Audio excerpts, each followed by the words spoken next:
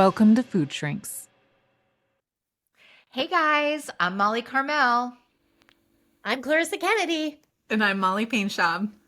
and we are your food shrinks. We are three eating disorder and addiction therapists who are real life friends. We walk the walk, we talk the talk, we share the kinds of honest, funny, and unfiltered conversations we have when no one's recording, except we're recording. So pull up a chair. We're so glad you're here. I'm so in love with our topic today. I have really re-engaged with my Breaking Up with Sugar Facebook group as part of my own life. I could talk about it another day, but I was asking them a question about like what gets in the way of their recovery. And this is a really general one that I think I don't know, when I read it, I didn't even want to respond to it in my Facebook group. I wanted to like have my girls and I kind of respond to it because it tugged at my heartstrings so profoundly. So I'm just going to read this like sort of in a general way, and it's just someone talking about how deep she is in her sugar addiction. And she's saying, like, I can't imagine life without it. And she's physically dependent on it. She's emotionally dependent on it. If she's the least bit anxious, bored, worried, she goes in for the sweet. And then we all know it, right? And then the cravings take over and she's lost. She's read the book, my book. She understands the reasons, but she can't seem to take the step across the threshold. And she's afraid of how to learn to cope. She can't imagine life without this crush. And she's given up other things. I really relate to this. And she's saying like this feels primal and hard, and it's really bad for her health. And she's like anxious if there's not sweets in her house. And she just feels like a hopeless, hopeless addict. So I read that and I thought I could respond to this on the Facebook group, and I could even do a Facebook live on it. But I just one of the reasons I love you guys so much and I'm such good friends with you is I think we approach this kind of hopelessness in a really different way than other people in all the industries, in the coaching industry, in the therapy industry, in the food addiction industry. And they did. So I just thought we could have a little coaching session for this stranger and anybody else who's struggling right now in their relationship with food and their relationship with sugar and their relationship with just feeling like I know what to do. I'm trapped in this addiction and I feel really hopeless. So, Mhm. floor's open. Yeah, I just feel like it's such a brave step to speak so honestly and openly and vulnerably about what she's describing as so real and painful, and that, you're definitely not hopeless, but you are human. And Yeah. we do have a brain that has learned a very effective way to deal with anxiety and boredom and those, triggers or worry. And so it makes so much sense to me that we go to the things that work. And what I'm also hearing is it sounds like she's already given some things up that were hurting her. And that's really worth naming because that's a strength. It doesn't necessarily make this easier, but it does mean change is possible for Yeah. her. And so looking for some of those tiny doable things maybe could help support her in this recovery journey as well. It's interesting. Yeah, that's a great one. That's a great one. MP? Yeah, I think, of course, I'm with the two of you where like my heart just like breaks Mm. and and I want to hold space for anybody who feels this way. It can feel really bleak and hard and dark and hopeless. And like Clarissa pointed out, right, there have been these steps over, the course of time or throughout their life where they have put these things down that were harming them. And I think about when I hear that line of like, I can't imagine my life without this thing. I think about like, oh, I can't imagine my life without this person. I can't imagine my life without this job. Right. So often we can't see beyond that wall. And instead of like shaming anybody about that, like I always like to get curious about like, okay, who says we have to do anything about the food just yet? What if the thing that we do about the food is adding something in? Maybe there's a way that we can start increasing health or decreasing risk factors by adding something in.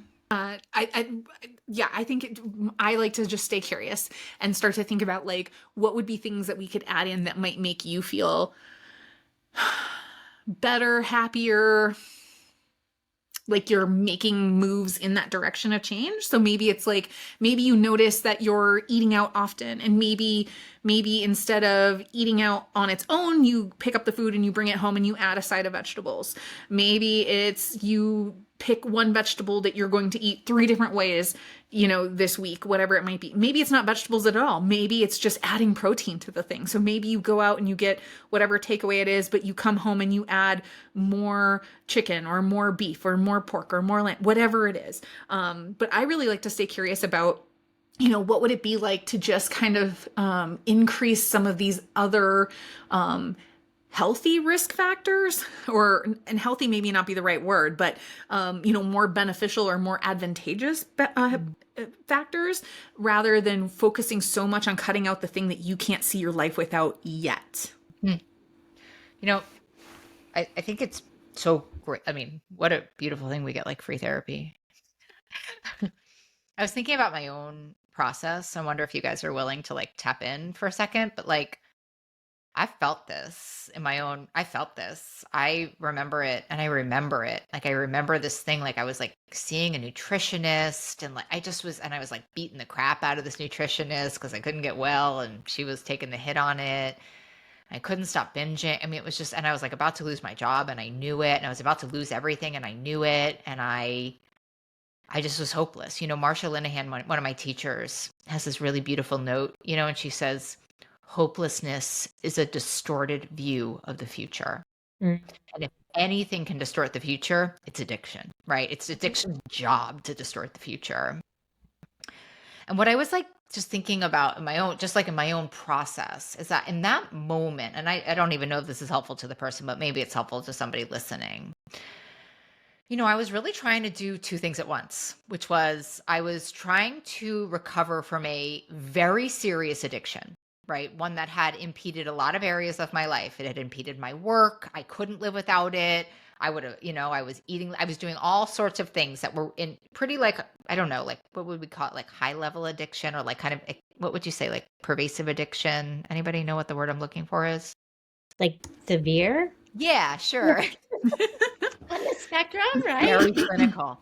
I was like, had a severe addiction. And I was also at the same time trying to live like in a Hmm. life of not someone with a severe addiction. So I Yes. had a severe addiction and I was like trying to go out to dinner with my friends at 8:30 at night and trying to go to these like parties and trying to brunch and just trying to do all this stuff, And then I was wondering why I was getting, and I was like trying to like not have a therapist. Like I was just trying to be a normal person trying to recover from an addiction. And this to me was the turning point. And I don't know how this happened, but I just had this moment that was like, you're really sick and you need to start to treat yourself like you're really sick. Right. And Mhm. I say to my patients, like, if your recovery needs to be as big as your addiction. And to me, that was the turning point for me. And it was so hard. And honestly, part of my language, by the grace of God, I don't really know how I did it, but I shut down my life. I mean, I went to work, but I started to prioritize my mental health. Like I was very into, I hated 12 step, but I went to all these 12 step meetings, even though I hated them. I remember I would only eat like, I could eat at two places. I was a big night eater and I knew I had to stop eating at 7. And so if someone asked me to go to dinner, I wouldn't. I'd say I can't go right now. I can go earlier. I stopped sharing food with people for a while. Like my best friend and I would go to sushi every single Tuesday night and we would share sushi. And I said, I can't share sushi for a while.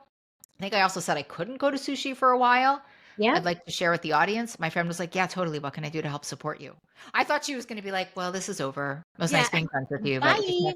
but if you can't share sushi with me, then our relationship's done. Right. Mhm. And so, and I'm not saying, and I'm not saying this in this like kind of coachy, like, you better prioritize your recovery to this person, but like, it never occurred to me to put my, make, to, Good. and that Do I needed to. And yeah. it was like the line in the sand for me. I recovered after that fully. fully recovered after. I don't know. Do you guys have anything like that that was like, No, I've totally had that like holding on for dear life to my job, trying to quit alcohol, but like not willing to go to treatment, right? right? Is like what that whole thing reminds me so much of. And like I was doing job and school. So I was working during the day and doing school like in the evenings.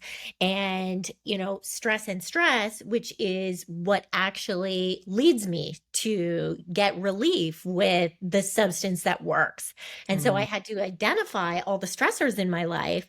And the most loving thing I could do for myself was like give myself the opportunity to relieve them so I could figure out what's going on and know that I didn't have any other skills. I did not have those skills that I needed yet, and I needed to be taught them. And I not only needed to be taught them, I needed to practice them in a place where there wasn't like additional noise happening all the time. And we can make our life kind of like a treatment center, like you said, Molly, is Mm. like shutting down those things and just saying no and letting the people I love know what's happening to me so that they can support me with it. And it meant sometimes, I think about like the evenings where I wanted to drink, but I knew I really shouldn't. It wasn't a loving choice. And I would invite people to hang out with me, and I would not want them there the whole time.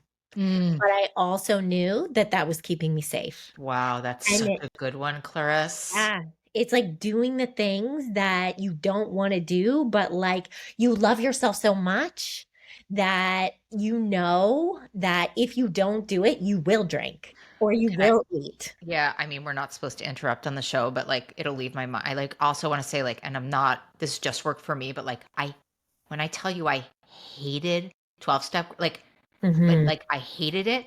I sat in the back, I kept my hat on, and something inside's like, just go tomorrow. And I hated it. And it took me months, but like, I think I had the same experience. I'm like, well, you're not binging after you go to that thing. So like, hate it all you want, but that's an hour of the day and maybe a half an hour after that you're not binging. So try it out, Right. right? Which also helps you start to believe in yourself that you can do it, that it Hmm. is possible. And when I'm coming from a place of hopelessness, I need anything that can anchor me in hope and possibility.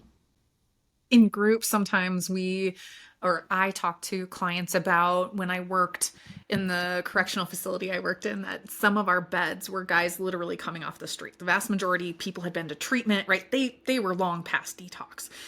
And sometimes some of these guys, like there was this big clock on the wall and I'd link arms with them and we would stand in front of that clock and it had like a second hand too. And I was like, we just have to go 10 seconds, Mm. 20 seconds, a minute, right? Like we would stand there and be like, oh, how long can we go until that person was like, I think I'm okay. I think I can walk away. I can go do something else. It's past whatever it might be. But I think like reminding ourselves that even like those little, an hour and a half can feel like a lot. It could even be something as small as 10 seconds, 20 seconds, 30 seconds, and that can build. And there have been lots of people in our community who go and try that. And then they report back. They're like, and now I've strung together 3 hours, where before the thought of 3 hours would have been insurmountable. Yeah. So even just giving yourself permission to stop for 20 seconds, 10 seconds, a minute, And like celebrating that. a Yeah. 100%. That's And it. that most of the time that these are cravings and cravings will pass. But that in the immediate beginning, I need support because I am so vulnerable to these cravings and the intensity of them, and that they will decrease over time. But in the beginning, maybe I do need like, a support person, or I need a support community, or, I need to make sure none of these things are in the house, that I just have that ability to pause. I need to be able to ask my partner, can you put these things in your trunk just for Yeah. 3 days? She's saying to take the food out of her house actually even makes her too nervous. Oh, Yeah. That's where I go back to the crowd out idea, right? Where it's like, can you give yourself these moments, these times? Maybe it is going to a meeting, maybe it's showing up at like when you do lives in your Facebook group, Molly, or whatever it might be, right? Maybe not everybody's a 12-step joiner, but there are lots of Yeah. options out there for people.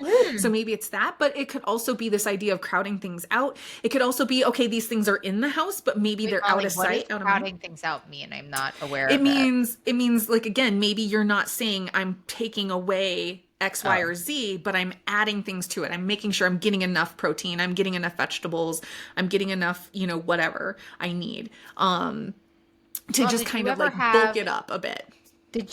like any experiences of things you knew worked for you in your recovery?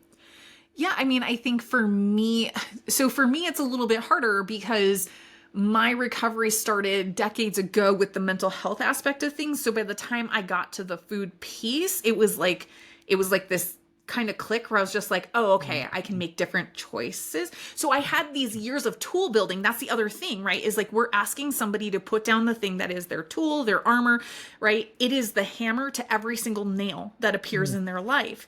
And so I think it's really, we have to be really careful about believing that everybody can do something just because we did it our way. We have to be open to the fact that like that may not work for this person or anybody who might be listening, and know that, yeah, I see you. I know that when the stress shows up, that's the first thing you want to have. When you're sad, that's the first thing when you want to have. When you're happy, that's the first thing you want to have. To not have it there as like your safety, comfort, whatever, feels really bad. And that's where like there were things in my house that I would just say, okay, I know it's here, but I just need you to go put it somewhere else because I won't go looking for it. Right. So my husband would like put the trail mix in the garage. We would put things like out of sight, out of mind. Because if I wasn't staring at them all the time, that wasn't then my first go-to. Yeah, it was Yeah, like, totally. oh, maybe I need to go for a walk instead, or get a drink of water, or breathe, or text somebody, or Yeah. like pressure points. Like I like to use the pressure points between my thumb and my forefinger. That's give that a nice squeeze, a nice massage. Like it can really help me reset.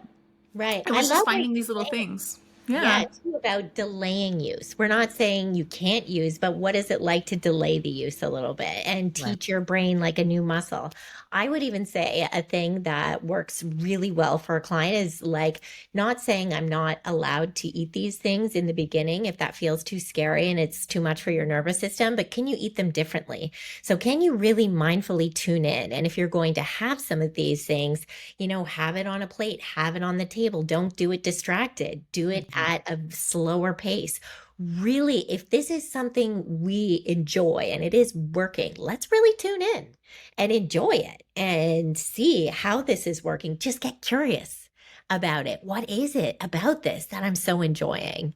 And I think sometimes that can give us some really good information Mhm. because this is obviously serving a purpose. It's a solution. It's not necessarily this person's problem. And so let's figure out, like, let's learn a little bit more about it and get more information for ourselves. That's great. That's great. So, what are our takeaways today, team? I'll Uh, start if you guys don't. I mean, I yeah. know it Go so for it. well. I mean, first of all, I love what you're saying, Molly P, which is like, just because it worked for us doesn't mean it's going to work for you. But also, just because it worked for us doesn't mean it won't work for you. So, like, I think that's the piece about healing from addiction. It's like, you kind of got to be willing to like throw it against the wall and see if it sticks. And there's so much shame we have attached to it not sticking, you know? Mhm. And so that was my big takeaway there. It's just like we got to try a bunch of stuff. And like I do love this idea. Like for many of us, like as much as we'd like to solve it ourselves, like we just don't recover alone. And I heard that in the Clarissa's story, and I know that in my own story. I was so determined to just like put the plug in the jug, and just like done with this and over it. And like it did not work until I went to the place I wanted to go to the least, which was in community. And that's really where the healing started for me. Who else?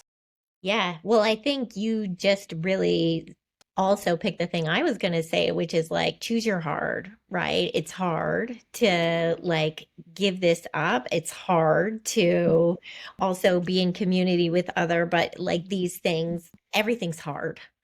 And in the end, it's like there is so many tools out there, and just keep trying, because we know what the research says. It's like the more you try and the more you keep at it, the more abstinent days you will have, and there will be change. People do recover from this. That's what the recovery research says. So it's backing you, like, beginning today. Mm, so good. Yeah, I think my big takeaway is just like the hope I even feel after this conversation. That when we get an email or a message like that, I am so empathetic. Like I can certainly like go right to that really dark, bleak place as well, especially like in a vulnerable state. So I think it's just that reminder of like that our brains are designed to keep us alive, and it will do super creative things to keep us alive. And so when we can harness that for, I used to call it like powers of good. When we can say like, oh, like, can we get creative? Can we just crowd things out? Can we give ourselves 10 seconds, an hour, a meeting? Can we make our world, our recovery? When we start to allow for that flexibility, it just opens it up, and it just feels a little bit lighter and brighter. And like there is a path forward, and we're not stuck just with that like wall right in front of us. So yeah, thank you so much for the hopeful conversation today, ladies. Yeah, I love So if it. you want to hear more about this topic, or a topic similar to this, if you have a question you want us to answer, or you have a suggestion for a topic, please let us know. Email us at asktheshrinks@foodshrinks.com. Thanks so much for listening today. And if you enjoyed the show, we would love it if you would leave us a rating and a review. It really helps other people find us. We also love hearing your comments and your feedback. So go ahead, hit the subscribe button, drop us a review, and we will see you next time. Bye. Thanks for listening to Food Shrinks. Quick reminder, this podcast isn't a substitute for professional medical advice. Always consult your healthcare provider for guidance suited to your needs. If you enjoyed this episode, please like, share, and subscribe to help us reach others on the recovery journey. Take care, and remember, freedom with food is possible. See you next time.